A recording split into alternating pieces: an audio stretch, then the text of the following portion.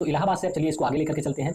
इलाहाबाद से हमारी गंगा नदी आगे बढ़ती है, तो इसमें अब कुछ अन्य नदियां भी आकर के मिलती हैं, जैसे कि पहली हमारी हो गई गोमती नदी, उत्तर प्रदेश की राजधानी से होकर के यहाँ बहती है। फिर हमारी गंगा नदी में, और ध्यान रखिएगा कि गोमती नदी वाराणसी में आकर के गंगा में मिलती है। फिर हम लोग आगे बढ़ते हैं तो घाघरा नदी है, घाघरा नदी आकर के गंगा में मिलती है, कहाँ पर? बक्सर में, बिहार में बक्सर में घाघरा नदी आकर के गंगा से मिलती है। फिर हम लोग आगे बढ़ेंगे तो हमारी गंडक नदी आकर के गंगा से मिल रही है, और वहीं पर हमारी सोन नदी और इसके अलावा पुनपुन नदी भी आकर के मिलती है। सोन नदी कहाँ से ओरिजिनेट होती है, इसको अभी हम लोग जब प्रायद्वीपीय भारत में पहुंचेंगे तो वहां पर डिस्कस करेंगे। तो पटना के पास में ये तीनों नदियां मिलती हैं।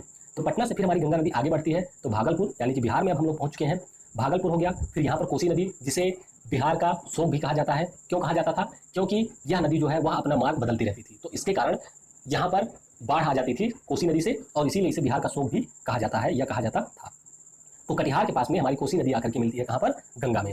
और उसके बाद साहबगंज आगे हुआ, और फिर ये पहुंच जाती है फरक्का, यानी कि पश्चिम बंगाल में। तो गंगा नदी उत्तराखंड से निकली थी, उसके बाद में पहुंची उत्तर प्रदेश में, उत्तर प्रदेश के बाद में बिहार में, और अब यह पहुंच चुकी है पश्चिम बंगाल में। फरक्का के बाद गंगा हमारी दो धाराओं में बढ़ जाती है।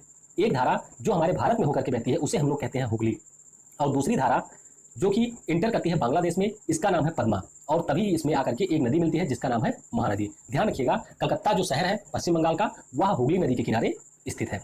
और इसके बाद में बांग्लादेश में इसमें आकर के ब्रह्मपुत्र नदी मिलती है, और उसके बाद में इस गंगा नदी का नाम हो जाता है मेघना। ध्यान रखिएगा कि बांग्लादेश में इंटर करने के बाद में इसका नाम होता है पद्मा। इसका नाम क्या होता है? पद्मा। और यहीं पर मेघना नदी जब इसका नाम हो जाता है, और ये हुगली नदी यहाँ पर एक डेल्टा का निर्माण करती है, जिसे हम लोग कहते हैं सुंदरवन का डेल्टा।